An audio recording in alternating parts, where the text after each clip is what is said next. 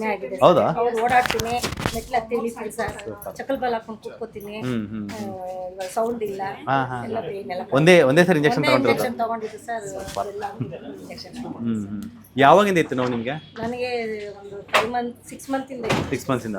ಒಂದು 4-5 ಕಡೆ ತೋರಿಸ್ದೆ ಸರ್. ಏನು ಹೇಳಿದ್ರು? ಅದೇ ಅವರು ಮೂಳೆ ಈಗ ಸವಿತಾ ಇದೆ ಅಂತೇಳಿ ಬರೀ ಮಾತ್ರೆ ಇಂಜೆಕ್ಷನ್ ಇದೆ ಕೊಟ್ಟರು, ಏನು ಕಡಿಮೆನೇ ಆಗಿರಲಿಲ್ಲ ಸರ್.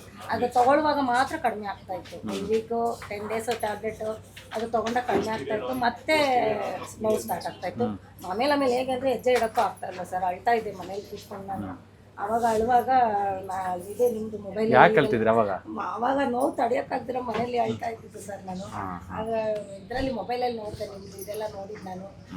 ಅವಾಗ ನಮ್ಮ ಹಸ್ಬೆಂಡ್ಗೆ ಹೇಳಿದೆ, ನನಗೆ ಇಲ್ಲೇ ಕರ್ಕೊಂಡೋಗಿ ತೋರಿಸಿ, ನನಗೆ ನೀವೇ ನೋಡಿದ್ದಾ? ನಾನೇ ನಮ್ಮ ಹಸ್ಬೆಂಡ್ಗೆ ಅಡ್ರೆಸ್ ಮೊಬೈಲಲ್ಲಿ ನೋಡಿ ಹೋಗಲೇಬೇಕು, ನನಗೆ ನೋವು ತಡೆಯೋಕೆ ಆಗ್ತಾ ಇಲ್ಲ ಅಂತೇಳಿ ಇಲ್ಲಿಗೆ ಬಂದಿದ್ದು ಸರ್. ಬಂದು ಒಂದೇ ಇಂಜೆಕ್ಷನ್ನು ತೊಗೊಂಡಿದ್ದು ಒಂದು ಸರಿನೇ ನಾನು ಬಂದು ಹೋಗಿದ್ದು. 60-70% ನನಗೆ ಕಮ್ಮಿ ಆಗಿದೆ ಸರ್. ಸಂತೋಷ. ಸರಿ, ನಿಮ್ಮನ್ನ ನೋಡ್ಲೇಬೇಕು ಅಂತ ಹೇಳಿ ಸಿಗ್ತೀನಿ ವಿಷಯದಲ್ಲಿ. ಈಗ ನಾನು ಮೂರು ಜನಕ್ಕೆ ಹೇಳಿದ್ದೀನಿ ಸರ್, ಅಲ್ಲಿ ಹೋಗಿ ತುಂಬ ನೋವು ಬೇಗ ಕ್ಯೂರ್ ಆಗುತ್ತೆ ಅಂತ ಹೇಳಿ 3 ಜನಕ್ಕೆ ಹೇಳಿದ್ದೀನಿ ನಾನು.